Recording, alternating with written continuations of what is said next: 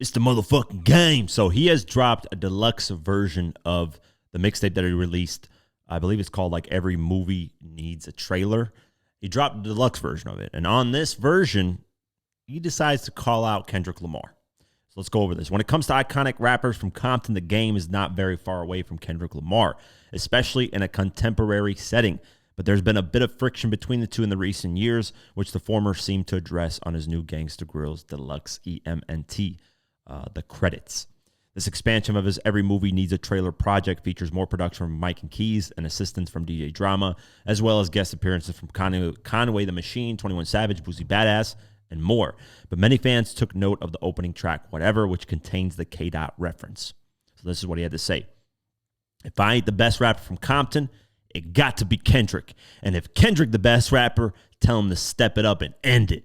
It's the motherfucking game. While many fans interpret this negatively, there's a potential mischaracterization. After all, the praise from the one Compton rapper to another, and this step up and end it challenge might be a general rather than referencing Chuck Taylor himself. Fans always go wild over potential disses, but this seems more like a sign of competitive respect rather than outward shade. I don't like, here's the thing, man. When I say on my post, because we posted about this, we said the game disses Kendrick Lamar. Diss, challenges, calls out, whatever fucking word you want to use, bro. At the end of the day, it's a battle that needs to happen. That's it. Diss, battle, like, I don't know why people, I think because people look at the word diss as like disrespectful. Obviously, it's short for that. So disrespecting Kendrick. Game didn't really disrespect, but he is, I mean, you call somebody out, you know, you are disrespecting. You're saying basically this guy ain't better than me. That's a disrespect. To me, I would take that as disrespect. So I don't know why people like nitpick at the words that are being used. At the end of the day, man, it's him calling him out, him dissing him, whatever the hell you want to say. At the end of the day, it's the same result. They're going to battle. He wants to battle him, and that's it. I'm all for it, but with the game's track history, at least track record, he's called out Eminem, Rick Ross, and now calling out Kendrick Lamar, and nobody's like wanted to respond to him. It's really just a guy yelling at a wall at this point, and it's sad. It really is, because the problem is Game does it so much that artists don't really take it serious anymore. Like, if you're battling, do it because you actually mean it. Don't just do it because you want to get some type of momentum for your album, because he's gearing up to drop Documentary 3. So, of course, he would go at somebody like this. That's what he did for his Drillmatic. He went at Eminem and created controversy. He's basically using the 50 Cent formula, but with no hits behind it. At least with 50, when he was calling people out, he was giving you hit records behind that. That even if the call out didn't happen or the beef didn't happen, he would still sell records.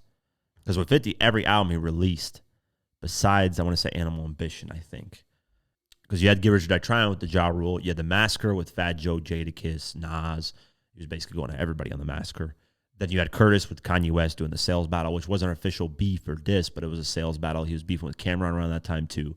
And then you had Before I Self-Destruct, we were beefing with Rick Ross.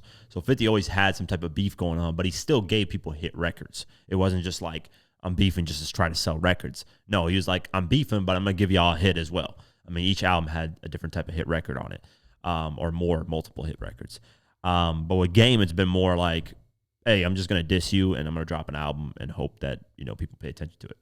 And that's it. I'm not going to give you any hits on it. There's no hit records on it. It's just music that I'm dropping, and that's it.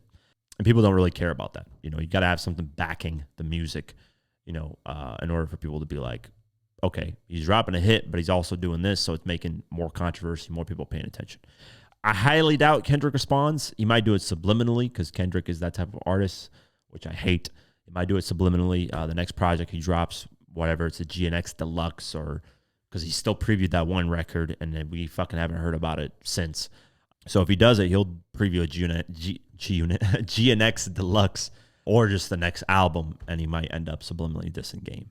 If he does that, Game's going to run with that shit. He is going to, God forbid, Kendrick does that, because Game is just going to run with that shit. He's going to try to milk that as much as he can. But yeah, that's the diss. Sounded cool. The mixtape is pretty dope too.